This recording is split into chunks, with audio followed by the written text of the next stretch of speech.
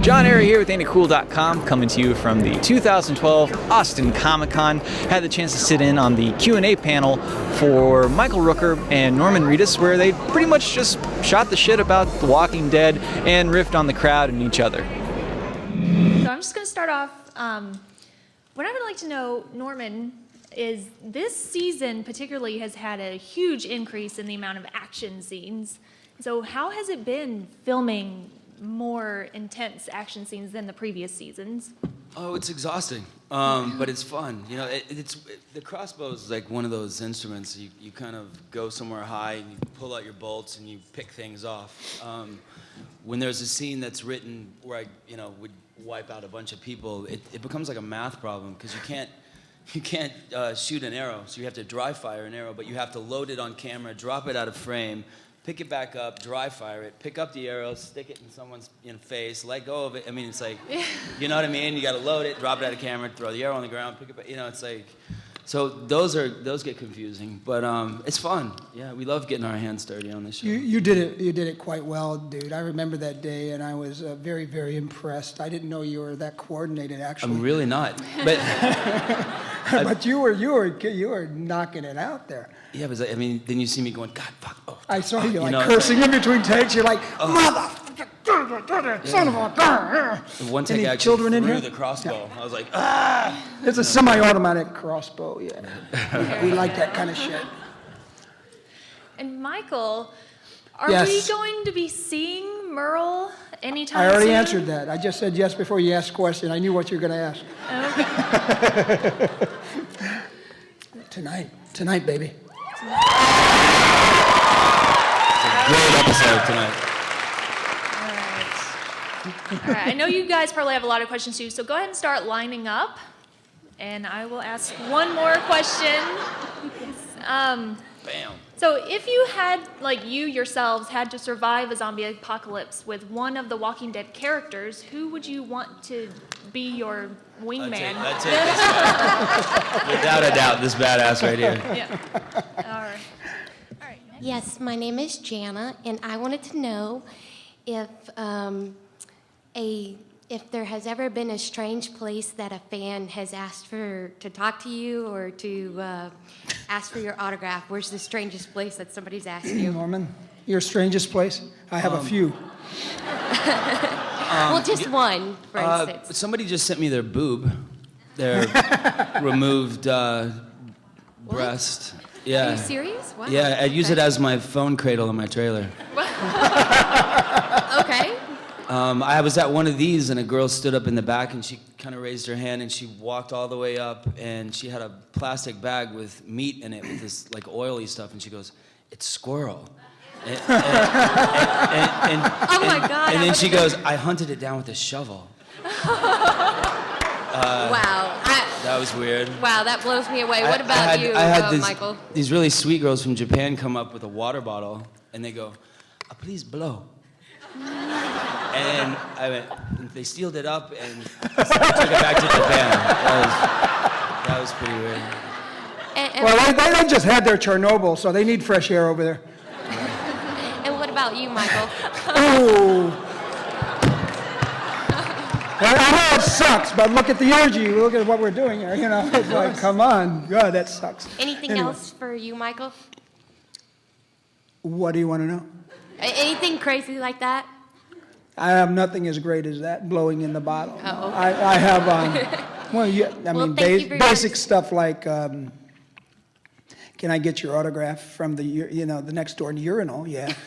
That's happened. And you're just going like, oh, please. And you turn your head and you continue your business. And you're just like, later, buddy, later. You pee on their leg. Yeah. Well, thank you very That's much. what I should have done, just turned around and said, oh, what do you need? Right? Well, thank you very much, and all the fans appreciate you guys being here. Oh, thanks for having us. Thank you for coming. Thank you. Did it ever think it might be a bad idea to have your character riding a really loud motorcycle that would really just make you the Pied Piper of zombies? Well, it's good on gas, and Daryl don't give a fuck. You know what I'm saying? There you go. All right. Well, thank you. Catch me if you can. You know what I'm saying? Where do you find sources of inspiration for your characters since you don't have comic book references to make them? Oh, that's you know what? That frees us even more. We don't have to look at the comic book and go, oh, jeez, I got to look like that. I got to make that face.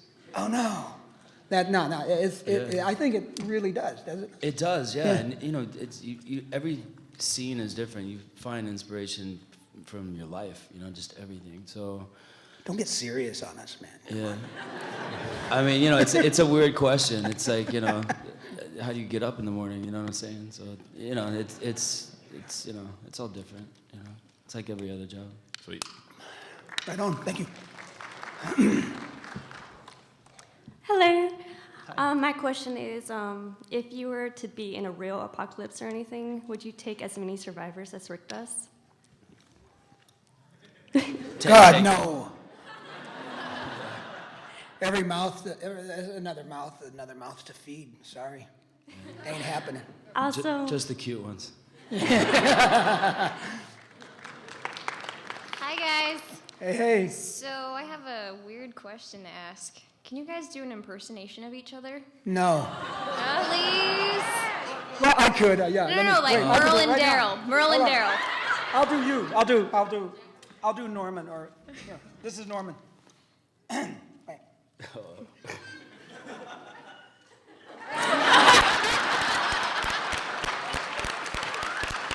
As me or as Daryl? I thought you were going to do like this. Can we see your impersonation of Merle? Oh dear. Wait. I'm in trouble now. Right before action, it's like this. And then he'll like throw some high kicks like this. Spin around and kick. Whoa, no. We're going to do this. We're going to do this thing right here. Check this out. Bam, whack, boom, bam. That's how we're doing it. No. Yes, boom, bam. You know, he's like that. He's like, ugh. You know.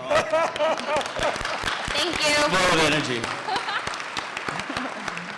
That was a kick-ass high kick. I got to tell you, dude. I don't know. I was lucky to fall off the thing. I have a question. Do you like the crossbow, and can you actually shoot it not on set? Yeah, I can, and I love it. There you go.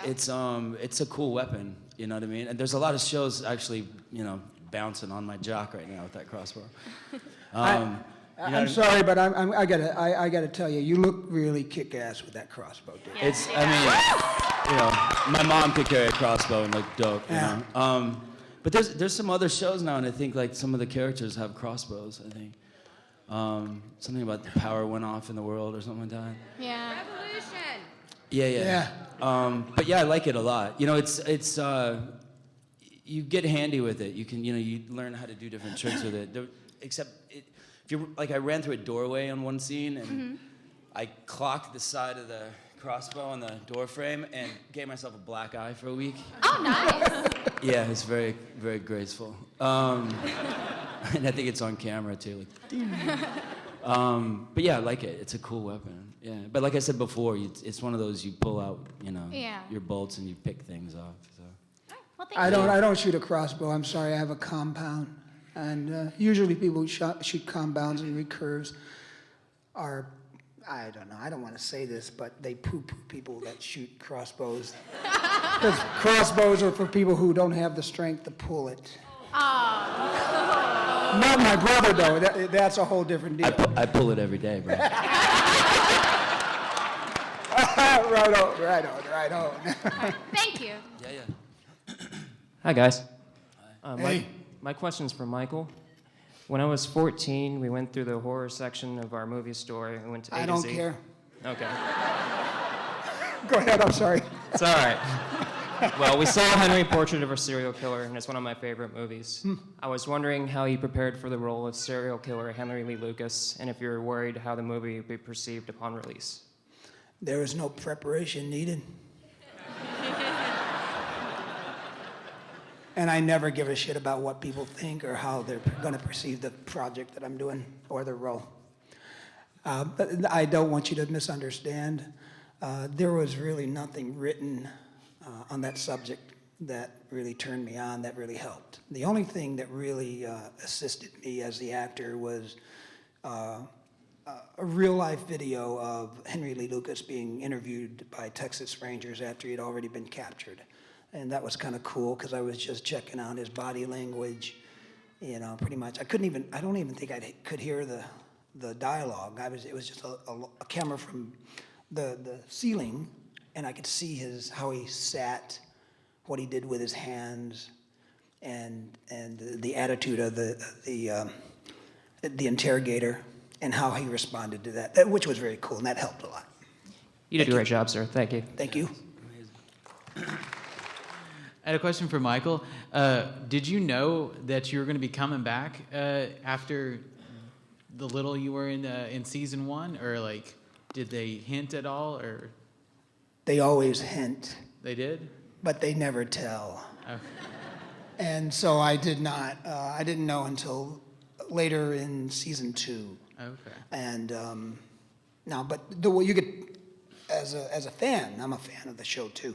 So you can sort of see the way it's written, and you're like, oh, interesting. They're setting this up in a certain way, but you just don't. You don't know. I move on with my life after I do a project, yeah, of course, and continue to work. So it just so happened that when the time came that they were going to offer and want me back on, I wasn't off, doing something. So I was very fortunate to get back on the show, and I was very fortunate that, when you do a job, you try to do your best work in everything you do, no matter how small or large the role is. So my friend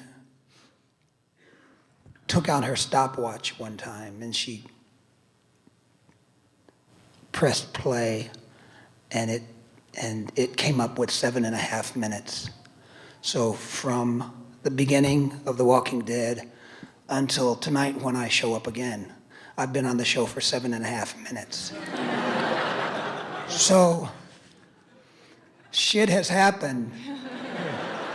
7.5 minutes, any actor out there, 7.5 minutes can change your life. So give it your all every time. Right on. Thank you. Thank you, you too. Just to warn you, we only have a few minutes left. Are you an owl? Actually, a flying squirrel. Oh. So, yeah. Anyways, your character, when you get into the hunting mode, so you really go primal instinct on everything, and it's just really cool the way it comes out. And, you're collecting the ears and stuff and whatnot. What I was wondering is, I noticed you have a short supply of arrows, and on last week's episode, you janked it right out of the guy's head, put it in your teeth while you were drawing back the string for the next shoot. What did they use for, how did gray matter, and what do they use for that? What did it taste like? That stuff tastes good. Don't worry about it. What do they use for brain matter on the arrows when I pull it out of the head? Is there Put it in your mouth. What do they use? I mean, gelatin? Some sort of jello. No, I'm always sticking shit in my mouth. I don't know. That's why he's so popular. You know what I'm saying? Yeah. Those one, do you actually hunt? That's why I have sunglasses on. What? Do you go hunting? Are you a hunter? No, I live in New York. Okay. You hunt tourists. Cool. But no, we really get into it. Yeah. I remember doing stuff with Andy where we were tracking, looking for things, and we were like, under our breath, we're like, check out that caterpillar. Like, look at this. We're really doing stuff. So it's fun to do. Everything kind of comes out of Daryl that way. You know what I mean? Yeah. It kind of goes like this, and it comes out that way. Right on. You're a great owl, man. Get out of here. Next question. Yeah. Fly away. What's up, fellas? What's up? What up, man? Welcome to Austin. Thanks, man. Yeah. Question, put yourself in the director's chair. Which main character would you kill next, and why? Wow, good Here's the question. story. Shit happens, man. Anybody's open. It's open game. So, first off, you should know, it's not the director's choice. It's not. Yeah. And plus, our show's not really, but it's not like Survivor Island where it's like, who's gonna get written off this week? It's like, it's not really our show. I don't want people to think that's our show because it's not. But it's not up to the director. There's 50 people on top of a building with metal brains figuring that out. Next. Thank you. Thank you, fellas. Yeah. Right on. Hey, I have a question for Norman. Season 2, the big barn scene where you guys are riding around and shooting off zombies. Did you have to learn how to ride a bike first, and was it difficult riding on that terrain? Because I ride a bike too, and it always hurts when you hit potholes. Well, I mean that bike is especially hurts your butt. But I have my own bike in Georgia. I have one in New York, and I have one in LA that I keep actually in Flannery's garage. But I've been riding for a long time. But when we shot that bit, it was really cold and it was really late at night, and the grass had iced over. So there was one take where I come up over that thing and I'm heading down to the fence, and I slid the bike, laid it down and slid on it, but I jumped up on it and sort of rode it like a surfboard, like a skateboard or something. And then I jumped off of the bike, I slid it down, and then I jumped off, pulled the pistol, and started shooting at the fence. Right on, And then brother. they yelled, cut, and I go, "Did you get it? Did you get it?" And they go, "No." As soon as you went down, I panned over, I was like, yeah. That sucks. That totally sucks. 'Cause Yeah. that's hard to do. Yeah, it was like this. It was a great move. Next. Thanks. Thank you. This is going to be our last question. No, Mom. Oh, we have time. I know. Come on. I know. 2 more, please. Okay, thank Maybe. you. Next, They're go ahead. We'll quick. take your time. Hi, guys. As we all know, both Daryl and Merle are complete badasses, but I also just wanted to say that I think Norman has done one of the most nuanced and subtle emotional and human characters. Thank you. And in your 7.5 minutes, you took a character that could easily have been very one-dimensional and brought it to life and made it very human as well. So my question is, what is your favorite bit of, I guess, emotional characterization or emotional scene that has brought a little more humanity into the apocalyptic, badass zombie world? Beautiful question. I think the Cherokee Rose. I got a lot of female fans after that scene. That was, every time I talk about my brother on the show, that's a big. I mean, I'm pretty emotionally damaged already, so those things are, I do. But I think the Cherokee Rose for me, probably. Good. That was a beautiful scene, too. Beautiful sequence. My female fans came when I started talking about sugar tits and stuff. But that was right off the first episode. I could go on, but I won't. I don't know if there are children in here or not, but yeah, and so I got a bunch of them now, female fans, and that's cool. I love them. I grew up with 6 women anyway in my household. I was the only boy, and so I dig women. Spent my entire life at the gym. Are you serious? Yeah. I'm not going home.